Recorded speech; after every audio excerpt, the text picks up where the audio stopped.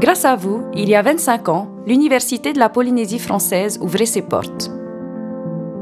Je n'avais fait qu'un seul choix d'inscription, c'est-à-dire le diplôme formateur de droit en licence. Donc à l'université, moi j'ai suivi 2 parcours.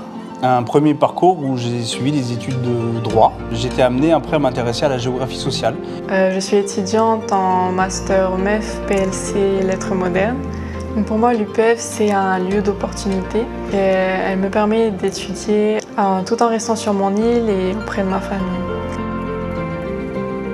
Grâce à vous, chaque étudiant et étudiante a découvert sa passion, forgé des ambitions et réalisé ses rêves qui les emmenaient bien au-delà de tout ce qu'ils auraient pu imaginer. Mon ambition, c'était aussi de m'engager dans la vie associative de l'université. Donc je m'étais engagée dans le journal des étudiants. Et j'ai voulu aussi m'engager dans la vie étudiante. Donc j'ai eu le privilège de siéger au conseil d'administration de l'université. Moi, mes ambitions, c'est pouvoir réussir des études à un niveau assez élevé pour pouvoir être autonome personnellement. À l'époque, j'avais peu d'ambition. Je suivais le vent me poussait petit à petit.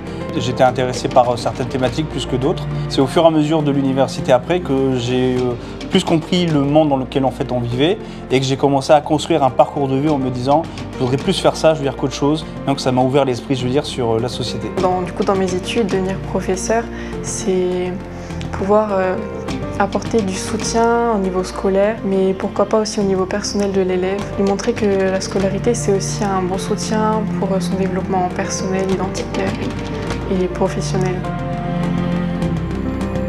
Grâce à vous, chaque défi a été relevé avec détermination, chaque succès célébré avec fierté.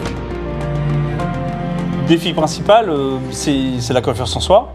La prise de parole en public. Le fait de se mettre en public, d'exposer des idées, etc., d'essayer de convaincre les gens. Parce que du coup, comme on a une sorte de liberté de choix, d'acquisition de connaissances, on a l'accès à une bibliothèque qui te permet également, je veux dire, d'aller parfaire ce que tu vois des fois en cours. Alors évidemment, ça s'accompagne d'un nouveau monde de liberté et de stress. La confiance en soi, elle est déterminante pour la réussite.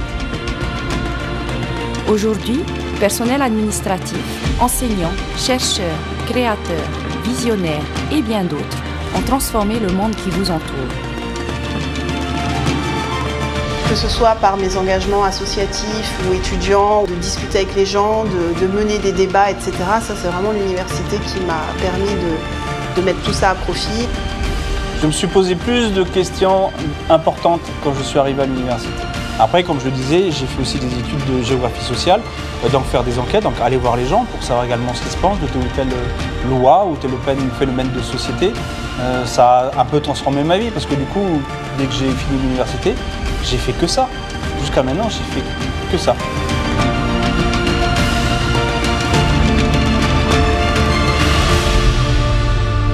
Demain, une nouvelle génération d'étudiants s'élèvera, portée par des idées plus audacieuses, des horizons plus vastes et des défis encore plus grands à relever.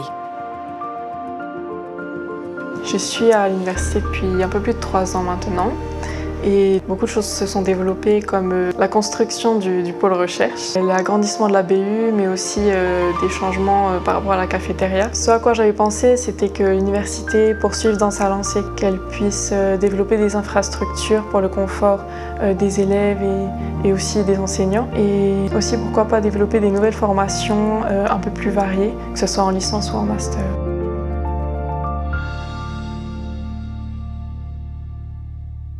Car oui, c'est grâce à vous que l'UPF grandit, transforme des vies et continue de bâtir l'avenir. Merci à vous.